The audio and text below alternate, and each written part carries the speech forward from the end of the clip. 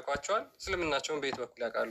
ከዛ በኋላ አንቀውን የያዟቸው በዚህ ስለሆነ ማለት ነው። ቀጥሉ። የሚገርም ነው። ለምን ግን አላህ ኢሳን ወደ ራሱ ከወሰደው ለምን ማጭበርበር አስፈለገው? ሰዎች እንዲጭበረበሩ ለምን ምክንያት ሆነ? ይህን ጠይቁ። ኦኬ አሬክስን ሙስሊም ነው። ኢሳን ማዳን ከሆነ አላማው ኢሳ ከዳነ ኢሳ ከተወሰደ በእሱ መልክ ሌላ መልክ ማስመሰሉ ምንድን ነው ጥቅሙ? ይህን ቢነግሩን ጥቅሙ ምን አልክ? አሬክስን ሙስሊም ነው። አልሐምዱሊላህ። መልካም። በኢሳ ቦታ ማን ነው የተገደለው? ከተከታዮቹ አንዱ ነው። ማንኛው?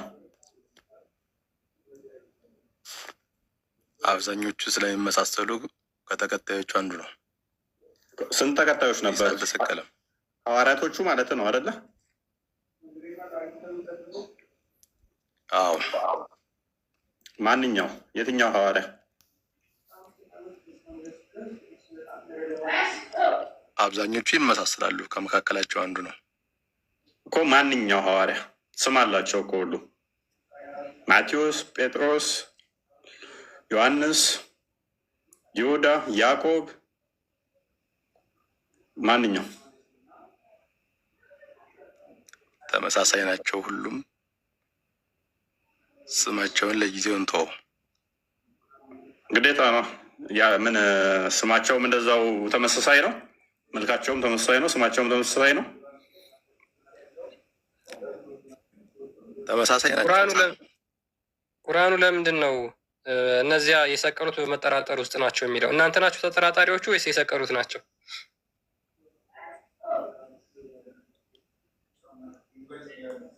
ምንልክ ተጠራጣሪዎቹ እናንተ ናችሁ ወይስ የሰቀሉት?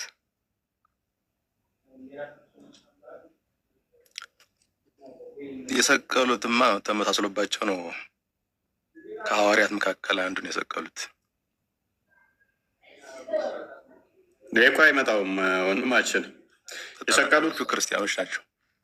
ሊሆን አይችልም። የትኛውም ክርስቲያን አንድ ማስረጃ መጽሐፍ ቅዱስን አንብበው አልኩህ እኮ። ቴንኪው። ስለዚህ እስልምና በራሱ መቆም አይችል ነው ማለት ነው። መጽሐፍ ቅዱስ ላይ ካልተጣበቃችሁ እሷኑ ከአንድ ፔጅ ላይ ትንጥዬ ታሪክ ትቆነጥሩና ከዛ ወዲያ ታጣምማላችሁ። ሙሉን አትወስዱም ማለት ነው። ያለ ቃል ሙሉ ነው። ሙሉ ከሆነ እስኪ አንድ ማስረጃ ስጠኝ። አሁን ላወራኸው ከቁርአን ወይንስ መጽሐፍ ቅዱሱ ነው? እናንተ መጽሐፍ ቅዱሱ ነው ሙሉ።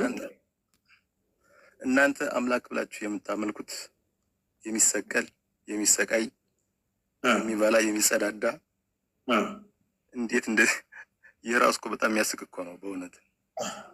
እስኪ የሚጸዳዳ የሚለውን እስኪ ማስረጃ አንጣ። እስኪ ማስረጃ አንጣ። እስኪ ማስረጃ አንጣ። ሱረቱ እንትንን ክፋትልኝ ክርስቲያን አልአንቢያ 104 ላይ ተፍሲር ኢብን አባስን አዘጋጀው እና ቁርጡቢን አዘጋጅልኝ። የሚጸዳዳ ብለህ ላልካት ማስረጃ አንጣ እስኪ። እኔ አላህ ስፐርሙን እንደሚረጭ አሳያለሁ። አሁን አፍጥና ኢየሱስ ይበላል አይበላም? አሁን ማስረጃ የሚጸዳዳ ብለህ በአፍ ለተጸዳዳው ማስረጃ አንጣ። ሰው ነው አምላክ ነው እያላችሁ እኮ የምትለፋደዱ ማስረጃ አንጣ። መጽሐፍ ቅዱስን አንብብ ጨርስ። መጽሐፍ ቅዱስን እንዴ ጥሩ እና ላንብብልህ እንዴት እንደሚነበብ ላሳይ። 21:104 ላይ በነገራችን ላይ ሙስሊሞች በገነት እንበላለን ብለው ያምናሉ፣ እንጠጣለን ብለው ያምናሉ። ነገር ግን የሚወጣው በፈስ ምናምን መልክ ነው እንትናቸው እና እናንተ እንኳን በገነት አንጸዳዳም ብላችሁ ነው የምታምኑት አይደል? አንዴ ያንተ አላህ ግን ስፐርሙን ከአርሹ ስር እንደሚያንጠባጥብ ላሳይ። ይቅርታ አድርግልኝና ኦኬ የሚታይ ከሆነ እዚህ ጋር አላህ is exalted and the glorified will send down water from beneath the throne። አላህ በቂያማ ቀን ማለት ነው ሰዎችን የሚቀሳቀስበት ከአርሹ ስር ስፐርሙን ፈሳሽ ስፐርም የሚመስል ነገር ልኮ ነው። ላይክ the semen of men and from it their flesh and bone will be grown። የወንድ ስፐርም ነው ይመስላል። የሰው ወንድ ነው ወይንስ የዝንጀሮ እና የውሻ ስፐርሙን ለቆ እንደገና ያበላቸዋል? በመሰለኝ አትረዱ። አንብቦስ በቀላሉ የምትረዱት አይደለም እናንተ። ከባድ መጀመሪያ መጽሐፍ በቁ ተረዱት እናንተ። ያላ ስፐርም ከአርሹ ስር የሚለቃት ከባድ ነች። እስቲ ፈስራት አንብባት እስቲ። ስፐርም የታለ? ስፐርም የሚለው የታለ? እስኪ ላይክ the semen of men የወንድ ስፐርም የሚመስል እኮ ነው እያለ ያለው እንጂ ነው ይላል። ስፐርም እኮ ግን የሚመስለው የማንን ስፐርም ነው የሚመስለው? የሚለቀው የማንን ስፐርም ይመስላል? ያለ ስፐርም የወንድ ይመስላል። ያለ ስፐርም ምን የሚመስል ነው? ከአርሹ ስር የሚለቃት ከመቃብር የምትነሳው በወንድ ስፐርም በሚመስል ነው አይደለ?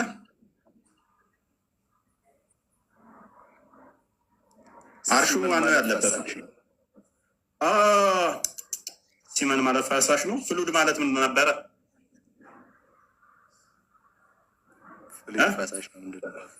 ሊኩዊድ ማለትስ ያው ነው። ሲመን ማለትስ እሱም እንደዚያው ነው። ፈሳሽ ማለት እኮ ነው። ሲመን ኦፍ ሜን ማለትስ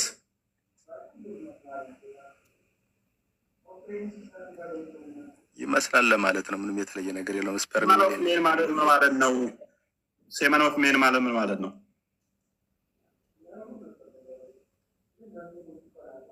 ይመስላል አልኩህ እኮ እንጂ ነው ስፐርም ነው አይልም እኮ ቃሉ። ሴመን ኦፍ ሜን ማለት ምን ማለት ነው? ስፐርምን አሳያለሁኝ እኮ ኢብን አባስን አዘጋጅልኝ ይህንኑ ተፍሲር። ስፐርም የምትል ቃል ነው ማየት የፈለገው። ስፐርም የሚለው ቃሉ አሳየው። የወንድ የሚመስልና ነው። ችግሩ እኮ ይሄ እኮ ነው አሉ ሆነ ምናምን የሚለውን ነገር አትረዱም። በአረበኛና በአማርኛ ያለው ችግር የለው። ተረዳ ነው በደንብ ገባል። አላህ የሚለቀው ከአርሹ በታች እናንተን ከመቃብር ለማስነሳት አስቀድሞ በፈጠራችሁ በምኑ ነው? ሎክ ዊ ቢጋን the first creation through what አንብብልኛ አንብብ አሬክስ ኤን አንብብ ክሬሽን ስሩዋት ስፐርም የሚለውን አንተ በአንድ አማርኛ ትርጉም ነው የምትተረጉመው። እንደዚህ አይደለም። ሌላ እስቲ ሁለተኛ ትርጉሙ ምንድን ነበር? ስፐርም እነዚህ ሰዎች ማለት ያለየ ነገር የለውም። የወንድ ፈሳሽ ይመስላል ስታስበው። ልጅነት የሚያሳየው አንተ በጣም ያስቃል። አንተ ይህንን ጭንቅላት ግን ካላህ ነው የተዋስከው እንጂ መቼም የሰው አይደለም። በጣም ልዩ ነው። ሴመን ኦፍ ሜን ማለት ፈሳሽ ማለት ነው። ስፐርም ማለት አይደለም። ስፐርም ማለትም ደግሞ ስፐርም ማለት አይደለም። ይሄንን ጭንቅላት አላህ ብቻ ነው የተሸከመው ስለሌለው ማለት ነው። ማንኛውም ኢየሱስ ሲሰቀል ኢየሱስ ሲሰቀል አብና መንፈስ ቅዱስ ሽንት ቤት ነበሩ ወይንስ ጭፈራ ቤት ነበሩ? አስረዳን። አላህ ከሌሊቱ 1/3 ላይ ወደ ቅርቤቱ ሰማይ ሲመጣ እጁ የት ነበር ያለው? ባቱ ነው የመጣው? እግሩ ነው የመጣው? ጥፍሩ ነው የመጣው? ወይንስ አይኑ ነው የመጣው? ወይንስ ገሃነም ውስጥ ከአላህ ጋር ከመሐመድ ጋር ቡጊ ቡጊ እያሉ ከሁር ላይኖች ጋር እየጨፈረ ነው ባቱ? ማህፀን ውስጥ የነቻች እንትን ላይ የማላህ ማህፀን እንደዚህ ጎተተችው የት ነው ያቀረችው? ከሌሊቱ 1/3 ወደ ቅርቢቱ ሰማይ ሲመጣ አረበኛ አንተ ነው ታስበው አይደለም። ችግር የለውም። የአላህ ባቴን ነው የሚቀረው። ከሌሊቱ 1/3 አላህ ወደ ቅርቢቱ ሰማይ ሲመጣ እግሩ የት ነው የሚቀረው? ባቱስ በባቱ ነው የሚመጣው? በእግሩ ነው የሚመጣው? እጁስ የት ነው ያለው? ነው ይመጣሉ እነሱም ወደ ቅርቢቱ ሰማይ ወይንስ ከሁር ላይኖች ጋር ያሁሩን ላይን ያሁር ላይን የሚለውን ዘፈን ሰምተዋል? ክርስቲያን የእናንተው እስከነ ብልቱ እስከነ ቆሻሻው መጥቶላል እኮ እኔስ ተረጋጋ። ያለህን ጭንቅላት ተሸክመ እኛ ጋር ስትመጣ ትሰጣለህ እንደዚህ። እኔስ ክርስቲያን የተወሰነ ሄድበትና አላ ጭንቅላት የለው እነሱ ጭንቅላት የላቸው ተሰገር ነው ጭንቅላት የሌለው አካል እያመለኩ በየት በኩል ጭንቅላት ኖሯቸው እኛ የምናስረዳቸውን ነገሮች ይረዷቸዋል። እና ኤኒዌይስ የዛሬ ቶፒካችንን በተመለከተ ግን እስካሁን እንዲያየሁት ነገር ምንድን ነው? በእስልምናው በኩል አንድ ሊመለስ የሚችል መልስ የለም። በቃ ያቺ ቁርአን ላይ የተቀመጠችው አንድ አንቀጽ አለች። እንዴት እንደሆነ ግን አይታወቅም። አላህ እንዴት ብሎ ኢሳን ወደ ራሱ እንደወሰደው አይታወቅም። ለምን እንዳስወሰደው አይታወቅም። እሱን አስወስዶ ሌላ ለምን እንዲሰቀል እንዳደረገ አይታወቅም፣ ወዘተ። አሁን ተሰቀሉ ከተባሉት ውስጥ አንድ ሁለቱን ላሳያችሁ፣ አንድ ሶስቱን ላሳያችሁ እና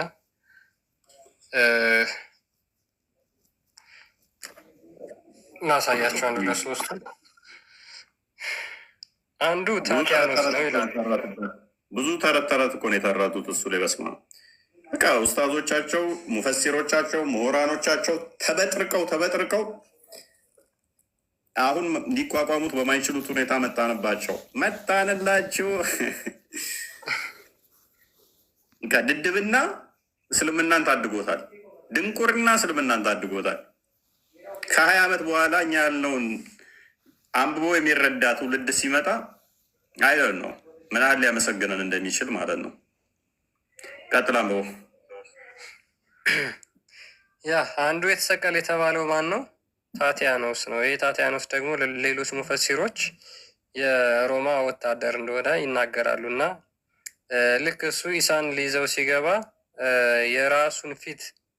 የራሱን የወታደሩን ፊት ማለት ነው የኢሳን አስመሰልናላ። ከዛ አይሁዶቹ ሲመጡ አይሁዶቹ ወደ እሱ ሲገቡ ኤግዛክትሊ ፊቱ የኢሳን ይመስላል። ከዛ በኋላ እሱን ወስደው ሰቀሉ የሚል አለ። አንድ ተረት ማለት ነው። ሁለተኛው ደግሞ ማን ነው? ሰርጌስ ይባላል። ሰርጌስ የሚባለው ደግሞ የኢሳ አንደኛው ጓደኛው ነበረ፣ የኢሳ ጓደኛ። ሌሎች ሙፈሲሮች ደግሞ ምን ይላሉ? የኢሳ ጓደኛ ሰርጌስ የሚባል ነበረ፣ እሱን የተሰቀለው ብለው ያምናሉ። ሁለት ሌላው ደግሞ ይሁዳ ነው፣ አሳልፎ የሰጠው ይሁዳ እንደተሰቀለም የሚናገሩ አሉ። አሁን ማን ነው እዚህ ጋር ግራ የገባው ነው? በዚህ በኢሳ ስቅለት ግራ የተጋባው ክርስቲያኖች ናቸው ወይስ ሙስሊሞች ናቸው? አይሁዶች ክርስቶስን ሰቅለነዋል ብለው ያምናሉ። ክርስቲያኖች ደግሞ ተሰቅለዋል ብለው ያምናሉ። ተሰቅሎብናል ብለው ያምናሉ። ሉክ ከሙሐመድ በፊት ይሄ ነገር ምንድነው? ምንም ብዥታ የለውም። አይሁዶች እንደተሰቀለ ያምናሉ፣ ክርስቲያኖች እንደተሰቀለ ያምናሉ። መሐመድ መጣና ምንድነው ከ600 ዓመት በኋላ አልሰቀሉትም አልገደሉትም ብሎ ሲናገር ግራ የተጋባው ማን ነው? አይ ተሰቅሏል ወይም ደግሞ አልተሰቀለም የምትሉ ከሆነ በሱ ምትክ ሌላ የተሰቀለ አካል አለ ብላችሁ የምታምኑ ከሆነ በሱ ምትክ የተሰቀለው አካል ማን ነው የሚለውን መልስ ልትመልሱልን ይገባል። አለበለዛ የተደናበራችሁት እናንተ ናችሁ እንጂ እኛ አይደለንም። በነገራችን ላይ ሙሉ የዚህን የቁርአን አንቀጽ ተፍሲሮች ብታዩቸው እርስ በራሳቸው የሚጋጩ እርስ በራሳቸው የሚላተሙ አንዱ ሀሳብ ከአንዱ ሀሳብ የማይስማማ የማይጣጣሙ ናቸው።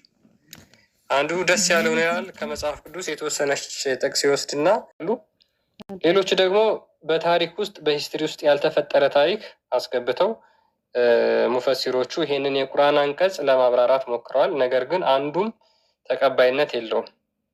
ለምን ተቀባይነት የሚኖራቸው? መጀመሪያ እርስ በራሳቸው በአንድ ሀሳብ ሲስማሙ ነው። እጅግ በጣም በርካታ የእስልምና ሊቃውንት ይህን አንቀጽ በተመለከተ የተለያየ አይነት ትንታኔ ሲሰጡ ሁሉም የማይስማሙ ከሆነ ግራ የተጋቡት እነሱ ናቸው እንጂ እኛ አይደለንም። ምክንያቱም ክርስቲያኖች ክርስቶስ ተሰቅሏል አልተሰቀለም፣ በሱ ቦታ ተሰቀለ ምናምን ብሎ የሚምታታበት አንድም ክርስቲያን የለም። እስኪ ክርስቲያኖች ሆናችሁ ስለ ክርስቶስ ስቅለት ውዥንብር ውስጥ ያላችሁ አላችሁ? ማንም አይኖሩም። ኦፍኮርስ ማለት ነው። በቃ መጽሐፍ ቅዱስ በግልጽ እንደሚናገረው አራቱም ወንጌላት የክርስቶስ የዓይን እማኞች የነበሩት በግልጽ ክርስቶስ እንደተሰቀለ ስላዩ ያንን ያዩትን ነገር ደግሞ ስላልካዱ መካድ ስላልቻሉ እስከ ሞት ድረስ መስክረው ሞተዋል ማለት ነው። ሙስሊሞችስ እኛን ምን ብሎ ይከሰናል? በመጠራጠር ውስጥ ናቸው። ማን እንደተሰቀለ እንኳን አያውቁም። ኦኬ እናንተ እንደተሰቀለ የምታውቁ ከሆነ መቀጠል ትችላላችሁ። ሜቢ መናገር ትችላላችሁ። ናት የሚለው ሙስሊም ነው? አይ አይደለሁም፣ ክርስቲያን ግን ሙስሊም ቤተሰቦች አሉኝ እና እነሱ ያሉኝ ምን መሰለ፣ ይሁዳ ነው በኢየሱስ ክርስቶስ አምሳል የተመሰለው ይሁዳ ነው። ይሁዳ ነው የተሰቀለው እና በተሰቀለ ጊዜ ክርስቲያኖችም አይሁዶችም አይተውታል። ፊቱ የዛኔ ተገልጧል ይሁዳ መሆኑ እና ኢየሱስ ክርስቶስም በሰማይ ታይቷቸዋል ብለውኝ ነበር እና እንደዛ ከሆነ ክርስቲያኖች እኛ በጥርጣሬ ውስጥ አይደለንም። እንደዛ ከሆነ ሊሆን የሚችለው በጥርጣሬ ሳይሆን በክደት ውስጥ ነው ልንሆን የሚገባው ማለት ቁርአኑ ራሱ እዚህ ጋር የሚለው የተሳሳተ ነው። እንደዛ ከሆነ ማለት እንደዛ ብለው ስላሉኝ ማለት ነው። አሁን ይህንን የቁርአኑን አንቀጽ ደግሞ ሳየው ሌላ ነገር ነው የሚለው እና እንደዚህ ብለውኝ ነበረ። እናንተስ ምን ትላላችሁ? ይሁዳ የሚለውን አክቹዋሊ አሁን አሳይቻለሁ። ነገር ግን ይሁዳ እንደሆነ የተሰቀለው ማን የነገራቸው? ለእነሱ መሐመድ ነው የነገራቸው? አላህ ነው የነገራቸው? ማን ነው የነገራቸው? ስጠይቃቸው እንደዛ ብሎ ነው እኮ። ማን ነገራቸው? የት ቁርአን ላይ ነው ያለው ሐዲስ ላይ ነው ያለው ብለህ እስኪ ጠይቃቸው። እስኪ የተሰቀለውን አይደለም ሙስሊሞች መሐመድ አያውቀውም ማን እንደተሰቀለ። ይሄ ከተሰቀለ በኋላ ፊቱ ታይቷል የሚባለው እና ኢየሱስ ክርስቶስም ኢሳም በሰማይ ታይቷቸዋል የሚባለው ማን ነገራቸው? ማን የነገራቸው እንደዛ ብሎ? አይ እንዲሁ ነው ያሉኝ። እኔ በእርግጥ ማስረጃ እስቲ ካለ ይስጡ። እኛ እስካሁን እንዳነበብ ነው እንደዚህ ማስረጃ የለም። ካለ ያምጡና ይስጡ። ግን ምን ብለህ ትጠይቃቸዋለህ መሰለኝ? ኢሳን የማዳን ከሆነ አላማው ኢሳን ከወሰደው ለምንድን ነው ሌላ ሰው አስመስሎ ማሰቀል ለምን አስፈለገ ብለህ ጠይቃቸው። ለምን አስፈለገ? ምንድን ነው ሰዎችን ማጭበርበር፣ ሰዎች እንዲሳሳቱ? ቢያንስ 600 ዓመት መሐመድ እስከሚመጣ ሰዎች በስህተት ላይ ነበሩ። ይሄ ታሪክ እስከሚነገር ማለት ነው። አሁን ይህንን ደግሞ እንደዚህ ብለው ላሉኝስ ምን ማለት ታይቷቸዋል ብለው አሉኝ ደግሞ አንተ እኮ ነህ መጠየቅ ማስረጃ መጠየቅ ያለብህ። ማስረጃውን ጠይቅ። ማስረጃ መጠየቅ ያለብህ እኮ አንተ ነህ እኮ እጠይቃቸዋለሁ። ልክ ነው። ስለዚህ ሄደህ ማስረጃውን ትጠይቃቸውና ማስረጃ ከሰጡህ አይ እንደዚህ የሚል አስተምሮ አለ ማስረጃ ይሄውና ብለህ ከዛ በኋላ ከኛ ጋር ያን ጊዜ ማውራት ትችላለህ። ነገር ግን ማስረጃ በሌለው የራሳቸውን ከኪሳቸው ተረት ተረት አውጥተው በነገሩ ማውራት ራሱ በጣም ከባድ ስለሆነ ሰንበዲ ተነስቶ እኮ አንተ ያልከውን ነገር ሌላ ደግሞ ከሱ ኤግዛክትሊ ኮንትራዲክት የሚያደርግና የሚጋጭ ነገር መጥቶ ቢነግር እሱንም ደግሞ ይዘመታ እንደዚህ ደግሞ ያምናሉ ትለናለህ። ዋናው ማስረጃ ኤቪደንስ የሌለው ነገር ሃይማኖት ሊሆን አይችልም። ኤቪደንስ የሚባል ነገር አለ። ሙሐመድ የማያውቀው አላህ የማያውቀውን ታሪክ ተረት ተረት ነግረው እስልምናቸውን በዛ ስለሆነ የገነቡት ማለት ነው። ጥቅም የለውም ማለት ነው። እኛ አሁን እዚህ ላይ ሀሳብ አንሸራሽርን ብንነግርህ፣ ስለዚህ ማን ነው እናንተ ያላችሁት በሰማይ ታየ ይሁዳ ተሰቀለ ብሎ የነገራችሁ ሙሐመድ ነው ወይስ አላህ ነው ብለህ ጠይቃቸው። አዎ ካሉ ማስረጃ በላቸውና ቁጥሩ ምዕራፉንና ቁጥሩን ይዘህና ከዛ በኋላ ለእኛ ሰጠና እናወራለን ማለት ነው። ግልጽ ነው። ግልጽ ነው። በባሌም በቦሌም መሐመድም አላህም አንድ ናቸው። ሁለት ሳንቲም አንድ ገጽታ ናቸው። ኤኔስ ማንም ተናገረው ማንም ብዙ ቦዘራ አያደርገንም። ምክንያቱም ከ600 ዓመት በኋላ የመጣ ታሪክ ስለሆነ ስቲል እንደዛ የሚል ታሪክ እንኳን ቢኖር ቫሊድ አያደርግም ማለት ነው። ክርስቶስ እንደሚሰቀል በነቢያት የተሰበከ ስለሆነ፣ አንድ ክርስቶስ እንደሚሰቀል ራሱ የተናገረው ስለሆነ፣ ሁለት ሐዋርያቶች እንደተሰቀለ የሰበኩት ስለሆነ፣ በመልእክታቸውም በወንጌልም የጻፉት ስለሆነ፣ ኮንክሪት የሆነ ማስረጃ ያለው ስለሆነ ስቲል መረጃ ቢመጣለት እንኳን ቫሊድ አያደርግም። ከ600 ዓመት በኋላ በሰማይ ላይ ታየ ብሎ አንድ ሰንበዲ ቢናገረው እንኳን ቫሊድ አያደርግም። አንድ በሌላኛው ዳይሬክሽን ደግሞ ሰቃዮቹ አይሁዶች ሰቅለነዋል በሚሉበት ሰዓት ውችዝ በታሪክ መጽሐፍቶቻቸው ላይ አዎ ኢየሱስ የሚባል አካል ሰቅለነዋል ብለው ባሰፈሩት መጽሐፍ እያለ ከ600 ዓመት በኋላ ላይ ኖ አልሰቀላችሁትም እና ተሰቀለ ባያምኑበትም ባይቀበሉትም ሰቅለነዋል ብለው እያመኑ ከ600 ዓመት በኋላ ታሪኩማ ቋንቋውማ ቦታው ያልነበረ ከሌላ ቦታ ላይ መገለጥ መጣልኝ ብሎ ይህንን ስላለ ቫሊድ አያደርገውም። ሌላኛው ማስረጃው ደግሞ ምንድነው? በቁርአንም በሐዲስም አንተ ያልከው የለም። ይሁዳ የሚል የለም፣ በሰማይ ታየም የሚል ተረት ተረት በቁርአን የለም፣ በሐዲስ ደረጃም የለም። በሐዲስ ደረጃ የለም። በሐዲስ ደረጃ ብቻ ሳይሆን ለምሳሌ ኢማም ጠባሪ ታላቁ ጠባሪ ሙሐመድ ከሞተ ከ310 አካባቢ ላይ መጣ ነው። ውሽዝ ከሙሐመድ ከሞት በኋላ እንኳን 300 እንደዛ ነገር ነው የጻፈው እንጂ አደባባይ አይተውት እንደዚህ ተፈጥሮ እንደዚህ ሆነ የለም። ውሸት ነው።